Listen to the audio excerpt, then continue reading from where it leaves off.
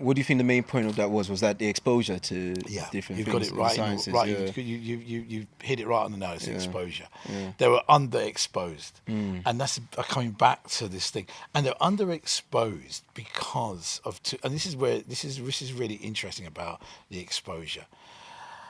Are we? And this might sound very unfair, but I'll say it's quite controversial. Hopefully you'll be able to broadcast this. No, of course, yeah. No filters on here. No filters here. My head's on the line though. I think they were underexposed because of the fact that their communities were so narrow. Yeah. I think that they were they were just in communities that were just said they were limited. Yeah. And this limitation wasn't, their schools were a bit crappy as well. I'm not denying that, but where did the real limitation come? It was from their peers. I mean, I must admit, it's quite interesting with their peers. There was a really interesting interaction. And I was quite sad at one point. I asked some of the boys one time, what do your mates think about the fact that you're on Generating Genius? And they were telling them of all those different places. They went to Jamaica, they went to University of West Indies, giving lectures at different places. And they literally, their friends can see them changing in front of them. And they said they were really pleased for us, and they were encouraging us. Oh, wow. And they almost said that I thought the peers would be negative and resentful, but they were actually saying to them, look, take this opportunity. You know, they were saying to them, take the opportunity, because I wish I had that. You know, and it was quite, and I felt really because I thought they were going to say completely other way. They were going to be what do you want to do that for? You know what I mean? Why don't you come out and play? But they actually, it was a complete, and that hit me. I said, wow. So that's what's going on. Because they realised inside their communities that it was underexposed. You know, and one of the things we've done as a community, I think, in this lack of attachment to what I call mainstream society, is that we've made it black and white. And we've looked at mainstream society as this white thing, and we're up in the ghetto and we're the black thing. And what we've done is we've said, okay, what we're going to do is almost make that now the tension isn't anymore about let's get across the border. What it is just okay, how comfortable can we make it inside here? And it's not about them and us or borders or anything like that. It's got to be seamless. You've got to cut across this, because it isn't. There's not the resources. There's not the mindset. They're not in those little youth clubs. I'll be honest with you. They're not doing the latest coding that's going to get you into Google. No. They're sitting around playing table tennis. I mean, if they were going to be table tennis champions, fair enough. Or they're smoking weed or doing some little thing in the corner. It's going nowhere. You know what I mean? It's too small. Is the focus wrong? The focus was always about a liberal thing about let's deal with their interest. So if I said to them, look, you know what their interest is? Learning how to code, learning how to become like one girl now, because we have girls. It only was a short time we had boys, and this girl now I know is astrophysicist. And I remember she came in to us when she was 14. She wasn't going anywhere. I told her, look, let's not muck about here. You're gonna go somewhere. And I work with her. I'm very honest with our kids. I just say, look, I just tell them how it is, And so what I'm trying to say is that you have to bring ambition, and you have to bring the moon to these kids, and you have to say that here's the ladder. Now you can walk up it. Yeah. Most you know what I mean? And so, but that's not happening in those communities. Yeah. So I don't know what's happening. What's happening in those communities is telling the black kids they can't do, and the world is against them, and they've got no power. And until white people fix themselves up, we ain't getting anywhere. Now you sell that to 14-year-olds, and they won't get anywhere. It's like they'll believe in the narrative. That's right. And then they end up living by it. That's right. Yeah. I mean, it's interesting you touched on the whole exposure side of it and being exposed to other things, because that's a conversation we have pretty much all the time about how sometimes the community can be extremely narrow, and we should take some of the responsibility in terms of exposing ourselves to great opportunities or better career paths and so forth. But what do you think is the best, how can I put this?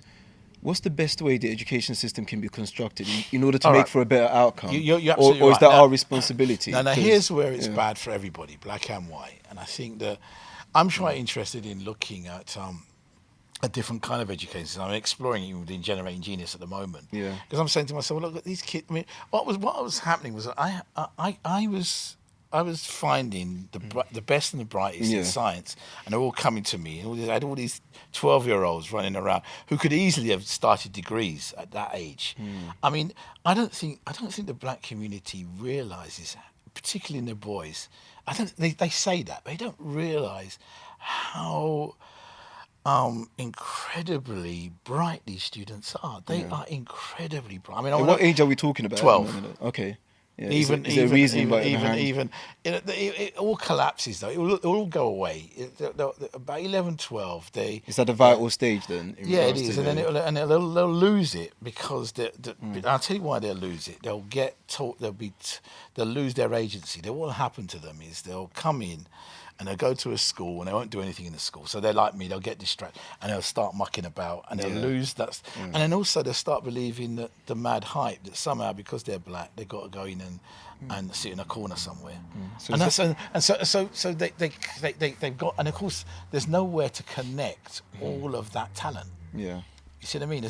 Where you have all this stopped up talent. The reason why black boys are running around frustrated is they are so incredibly creative and bright, but they've got nobody connecting them to the talent. And you can see that in a lot of the new sort of some of the new popular forms of music and the new genres of music that are being created, new forms of dance. I know we don't like going into the creative because you're no, the creative is everything, but it's all signs of the level of creativity and genius within the community as well. The reason why I stayed out of music a bit was that because it was already being mined, and I think that was always, and we found that has been traditionally been a world where you can get some kind of outlet from that. But I'm talking about, remember, I mean, when I look down the list of the boys who do well, they're all doing kind of chemical engineering, computer science, whatever, and they'll go on and then they have problems when it comes to a couple of them were telling me that they're being headhunted.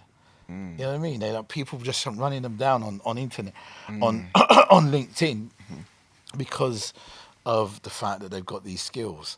So I think the answer to your question is about trying to fix that, trying to stop the rot at an early age and working with them at an early age to get that. But you can't have it both ways. I'm not saying you can't teach them about black history and culture and all of that. I think I'm not denying all of that. That stuff is good, and and people listening to this will say, oh, they need to have that because that's their thing, and they themselves want them to impart that to their kids. But that's not alone. That's not really going to change it. I think what you got to do is and this is where it gets really hard. I think there's got to be a new. Because I realised what I was doing, and I only realised this actually last week, funny enough, was that I think it's to do with, a lot people can try to understand this, it's to do with almost being patriotic. And I say that in a sense of, having an investment in England, in the UK. And I say this because I think what the narrative has been, has been this notion of being a migrant and an immigrant. Yeah. And when you look at if you were to go to, say, Ghana, or if you go to Jamaica, one of the things that I noticed about the young people is just their confidence, level of self-confidence. Yeah. And the confidence is linked to a sense of a pride around either their nation or around the sense their of tribe. ownership, isn't it? Yeah, it's their own thing, and they own that, and they invested in it. I saw this video the other day of they call them the Reggae Girls. The Jamaica girls football team had just qualified for the World Cup final.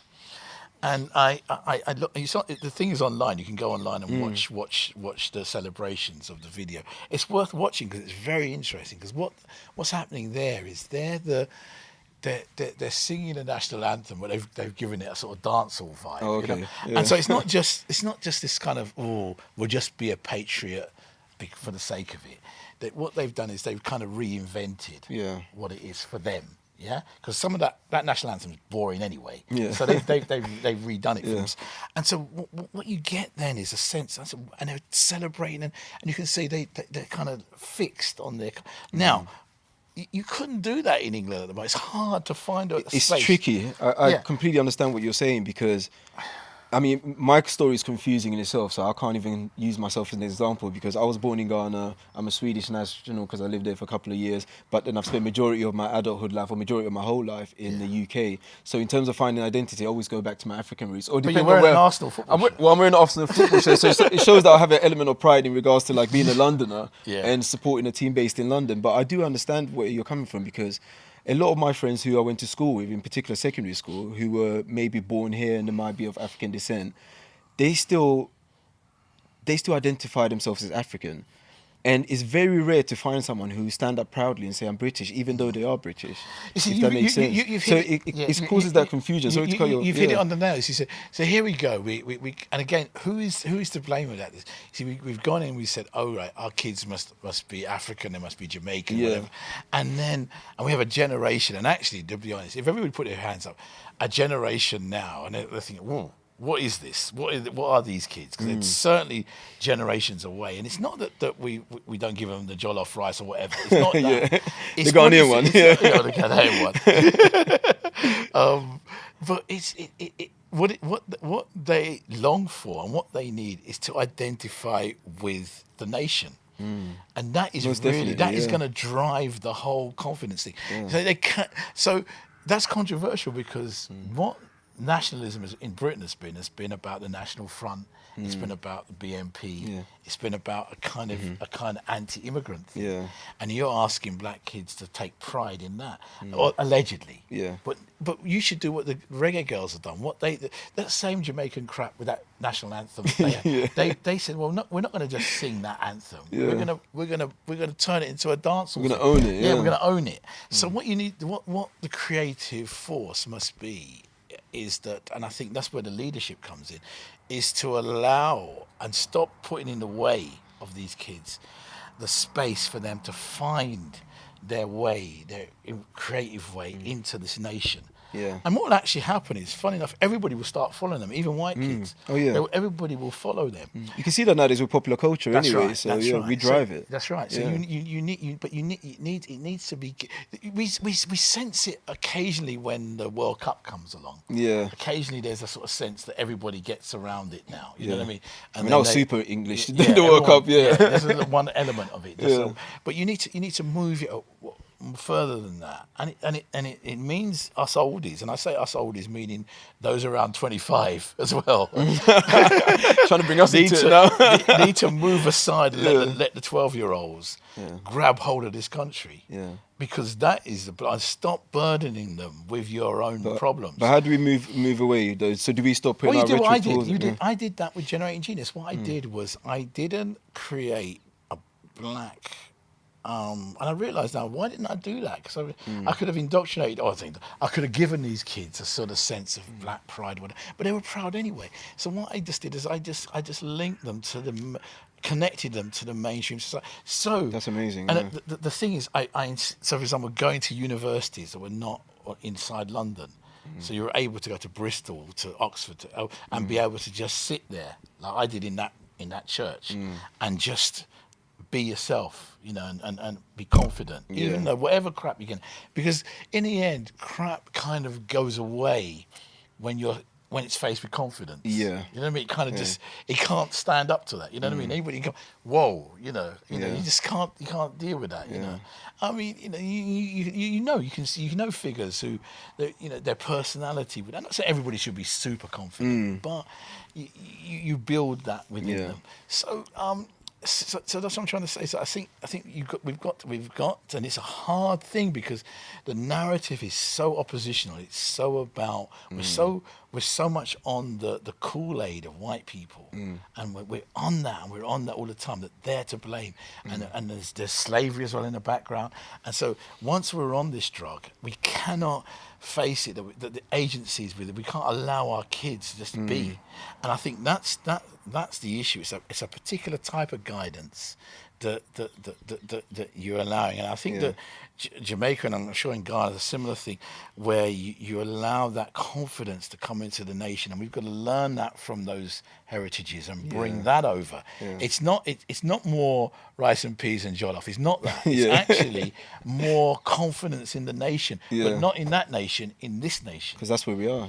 But I think with that, I think the difficulty in, I guess, parents kind of giving that to their children is that some of the parents they weren't thinking about this is their kid's home now. Does that make sense? So they were always thinking back of going back home.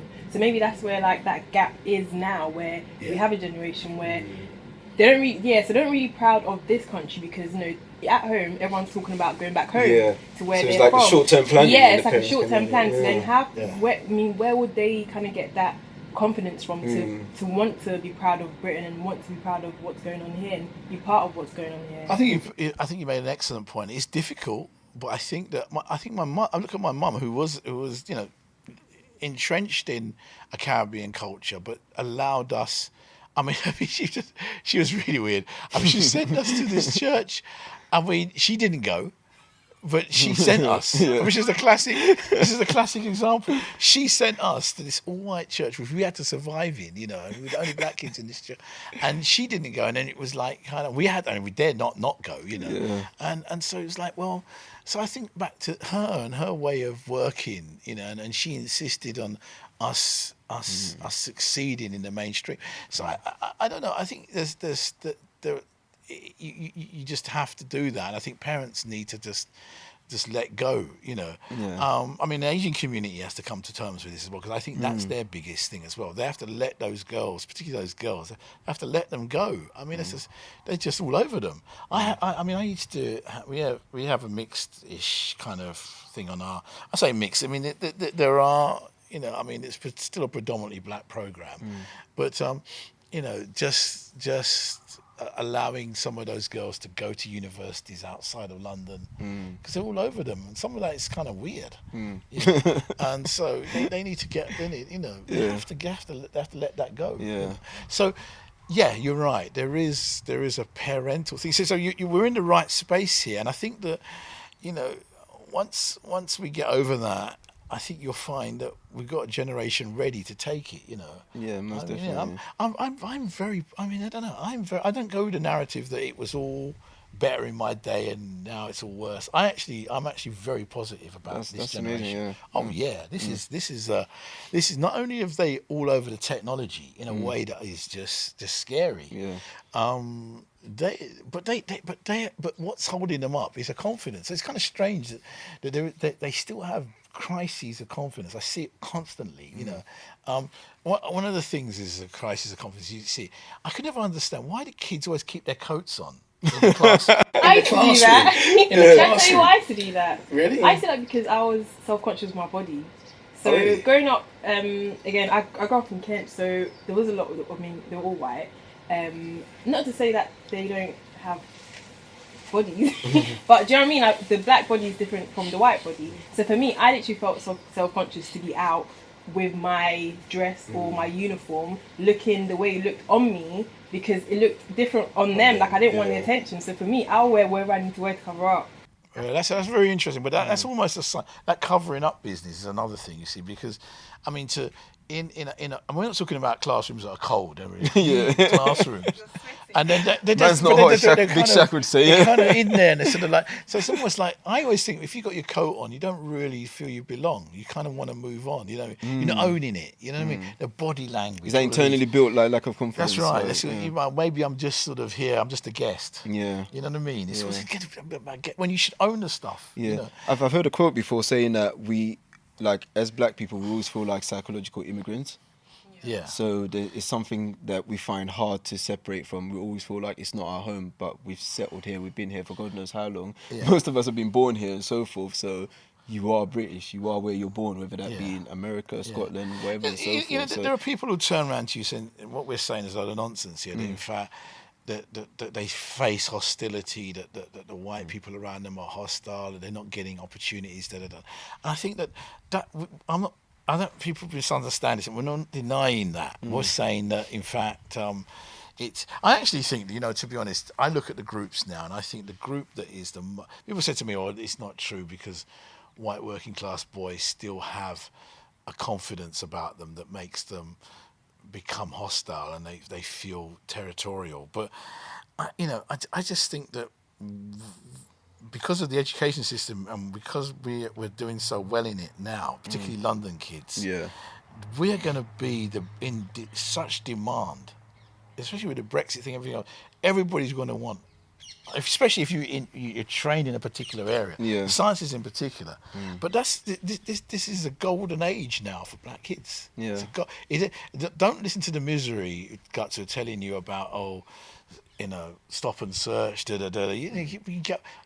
grew up when police was all over you, and it never stopped me, and I don't think that it stopped a generation either. I think there was a factor in there, and we fought against that. However, this thing is not the same. I think that because once you've got the education bit in place, particularly, I do think science is important. I do think going down that route is important. It's not and I don't like being too kind of, picking up sort of stereotypes about races, but I think there is an issue about why Asian people do well in science. They've worked it out. They've worked it out. What have they worked out, though? I think they've worked out that is a space, a place where you can do well and you can succeed in a society. And then they've pushed it as a community. Yeah, they've pushed it in America, everywhere, and they've pushed it as a community. And I think that we've kind of neglected that. I don't think we realise how. Actually, what's great about the scientists from the black community is that creativity you were talking about in the music. You imagine putting that together with the science thing together. That is serious dangerous. Pretty much. That is world conquering because you've got that massive creativity alongside the science knowledge. I mean, and once you got that, you just, and who's got that at the moment? So I know you were just touching on the creativity and the amount of creativity within the black boys in particular have, and that's one of the frustrations which is causing a lot of the issues within the community at the moment. But what can the community do to harness that creativity? So instead of looking outwardly, what can be done internally? First of all, the creativity has to. We have to sort out this issue with fathers. Yeah.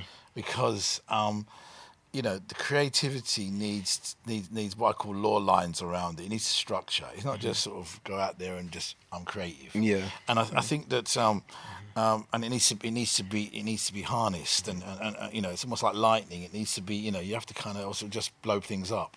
So what I'm trying to say is that I do think there may well be a different type of education that we can do with these kids now, which I was kind of used to resist, but I think I can understand how we could do it. For example, it could be like a new kind of tech classroom, where we're looking at using artificial intelligence and looking at using kind of setting projects for 12-year-olds that are what you probably would do at first year at university.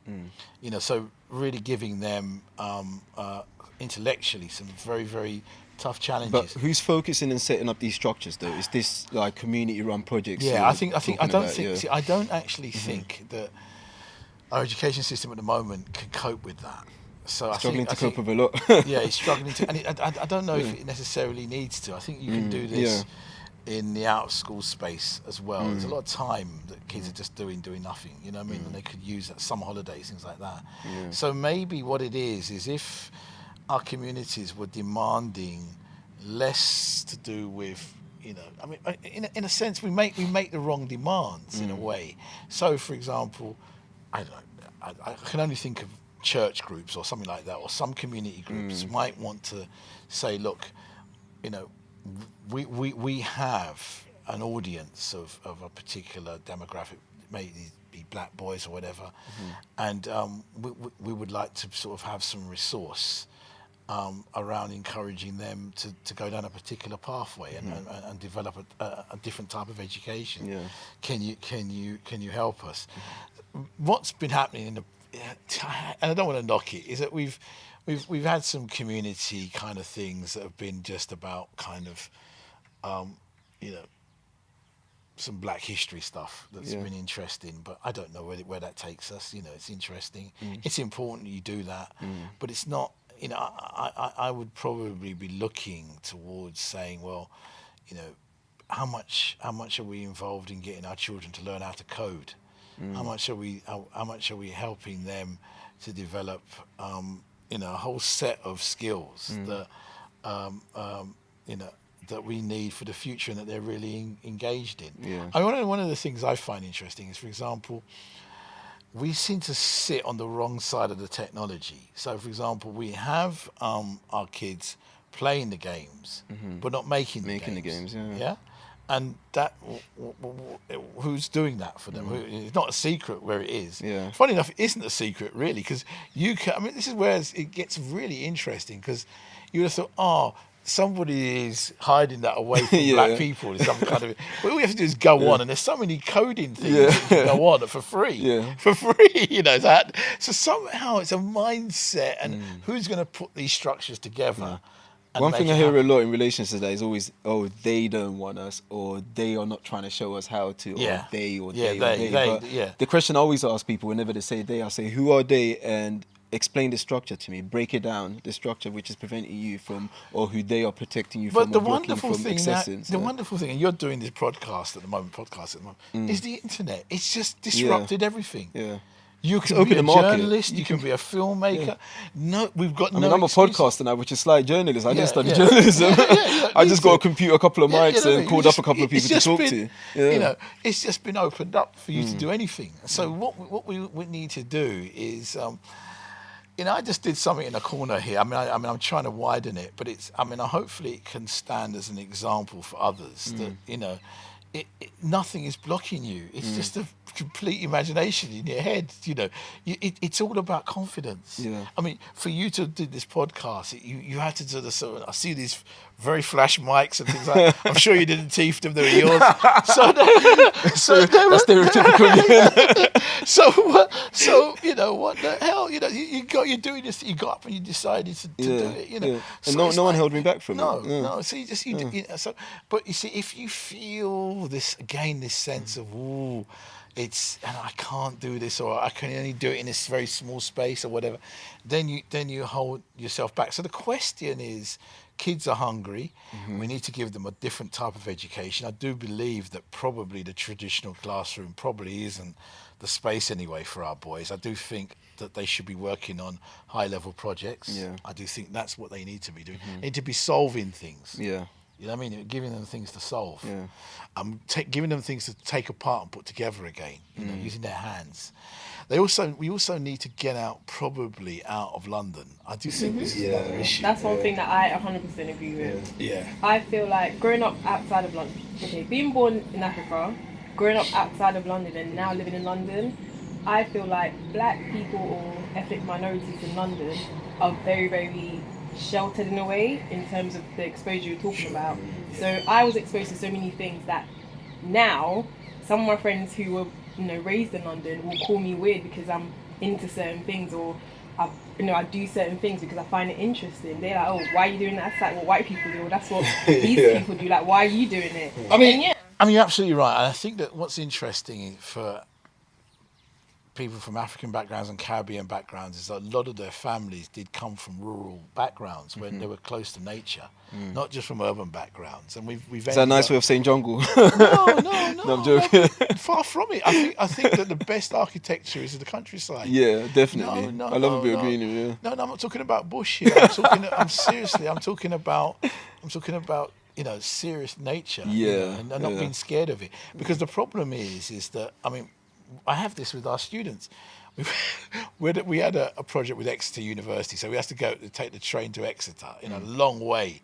And the first thing our kids were asking me before we went there was, you know, first of all, there were two things they were concerned about. There was a lot of sheep. They were seeing a lot of sheep. They didn't know why there's so many sheep. Yeah. And the second thing was, when we got to Exeter, was there a Primark? Did they have a Primark up in there? I laughed at it, but it was like, you know, they just and it was because none of the parents or anyone had taken them out anywhere. Yeah. You know what I mean? They just was just there. Yeah. You know, you're absolutely right. And so the exposure to the countryside and of course, I look. People will say, look, you know, you black people will go to a place like Devon and would be exposed to heavy racism and they'll be on their own. I don't know, you know. I've been there twice, No, I've been Devon twice, Cornwall, yeah. I mean, you go there, and I've been there, and I think, you know, you kind of, you know, I'm not saying you won't experience anything, but, you know, it's not until you've gone there and made that experience. I think, for me, what it is that it's lack of just knowing. With, I think, those in the countryside, they don't see you very often. They don't see someone like you very often. So they're all looking, they're all stare, but they're staring because they're really interested. Like, they're really looking at, oh wow, like, okay, you know, there's a black person here. They're not coming up to you, you know, attacking you, you know, shouting racial slurs. That's a different story. If they were doing that, then that's, you know, that's fair enough. So here's the trick. Here's the answers, perhaps, to one of your things that you could do. Maybe black parents, and I say those who've got kids, maybe they're in their 30s or whatever, got children. Here's a challenge for them. Why not, and you can't force your children to do anything, but why not find something for your child to do that is not the usual suspect thing? Yeah. So I could think, for example, I mean, just in one area that frustrates me in the science that I've never understood what this issue is. And again, it's because we've been limited. Veterinary science, for example, how to be a vet, you know. That place where you study that, how you get into it, it's like being a doctor, really. It's the same thing. It's the same kind of thing. But very few black people go into that area. And I'm not saying that to black kids, you're saying they don't like animals. You know, they may not. You know, but I don't know. But I doubt it. Yeah. You know, they may like animals. Yeah. And so, you know, I mean, or you could just find something that is completely different than the usual suspect thing, and then work with your child to say, look, I'm not gonna just go into the usual things, you know. Find something that is different, expose yourself, and it's not just doing it for the sake of it. You're just saying, well, look, wait a minute, that should be the radical stand that I'm going to take here. It's how much more I can push in to the mainstream society, not withdraw from it. Yeah. And I think that's the challenge that we as parents face. So for example, if your child is going to be in a situation where they're the only ones, so go to, say, Cardiff University or University of Belfast or whatever you want to, take them out of the usual kind of University of East London or whatever they're going to go to, or Brunel. Those comparable universities, you could find others, you know, which are outside of London. Yeah. But they they may not be black people. There may not be. I don't know. But why not? But regardless, we'll broaden the horizon. And it's not. It's that kind of sense of, you know, encouraging that ownership. Yeah, that's amazing. And I mean, before we proceed to closing today's podcast, there's just one question I was going to ask you, which is a bit more like advisory on a personal level. So I know throughout this podcast, you've mentioned the age 12 quite often as a landmark. So what I wanted to know is, I'm not a parent at the moment, but when I do become a parent, at what different stages of that child's life in regards to age do you expose them to different things, or do you prevent yourself from indoctrinating them into believing in like a stereotype or an ideal of how they should be? I think the issue is they follow you. Yeah. So, for example, all right, in my mum's case, she threw us into that church and didn't really follow us in there with us, you know, in there. But in a different way, I suppose if the kind of the early development will be you going into you having to have some confidence to do it yourself early on. But I would have thought that the reason why I pick 11, 12 is that it's when those very bright boys leave primary school and then get into the secondary school, and then that's when they have to become tribal, and they have to latch on to the peer group. And that's the other one that is saying, well, I can't do because my friends will laugh at me or whatever, you know what I mean? Or whatever. So it's that kind of thing. So they need, those children will need a strong home background to sort of make them solid so that they can, you know, be firm in their convictions. So my advice would be that you know, it's not that you lose your culture. I mean, to be honest, I know as much I know lots about African history. I know a lot about Caribbean history. I've written books on it. You know, I know I live in the Caribbean part of the year as well. So I'm not away from my roots in inverted commas. However, you can have that and more. Yeah. You know what I mean? And that's the bit I'm trying to get at. Is that I think people think that somehow when you're going into this, immersing yourself into the mainstream culture, that somehow you're lessening the blackness. You're taking, you know, it might go away or something. Like that. It might wash off. I doubt this is washing off anytime soon. You know what I mean? You're losing something. Yeah. But you lost anything, you know, you're gaining more. And you tend to find that in secondary school as well, especially when you're doing stuff which is which is something that black people are not like known for doing. You automatically get labelled as being white or trying to act like or be like of another culture. Well, when you're just enjoying something. There is a danger in this, and it's also about what you read as well. So I suppose that's another thing about reading and reading widely, not just what you're expected to read. So there's the notion that you shouldn't read books by, there's almost a politics about kind of you know, old white males. You know, we used to do. I mean, I love Shakespeare and do that, and I would encourage people to do that. You know, you'll get people. Maybe a podcaster will say, "Oh, don't touch any of those." It's like reading those people are like catching the disease. Yeah. You know? I mean, that's another thing about the exposure. I mean, and also the music you listen to, wide range of music, wide range of everything. You know, just wide range of foods. Just keep it as wide as possible. But it doesn't mean that you lose what you find most valuable. Yeah, most definitely. Yeah, that's amazing. Yeah. I got one thing I want to mention. Do you think, as a community, we need to be doing more? As in, we need more people like you. So we need to be helping each other out a bit more as well in terms of the exposure. So if you know, for example, like what we're doing right now, we're trying to, you know, expose people to as many different aspects of life outside of, I guess, the normal culture. So do you think we need more people just being out there, just helping, you know, the younger cousins or the younger siblings about? Let me put this in. There's two things going on here at the moment, and I find myself in a difficult. Yes, and yes to what you're saying, but I would say that there's a small battle that we've got to fight at the moment, and it's one that's quite uncomfortable. It's perhaps who's got the megaphone at the moment. In other words, who's controlling in our communities the narrative, and I would argue that the wrong people are in control of that at the moment. There still are the ones who need to go to a therapist and sort out what happened to them in the 70s. Yeah. And you know, and all they're doing is just pushing that onto onto our younger people. So I think that as long as those people still hold the sway and the power, and they still get the crowds, and they still get the applause, and they still are in, you know, the ones that everybody says, you know, that's the man or the woman, then I think that it's a tough one, because you have to sort them out as well. So there are two fields here.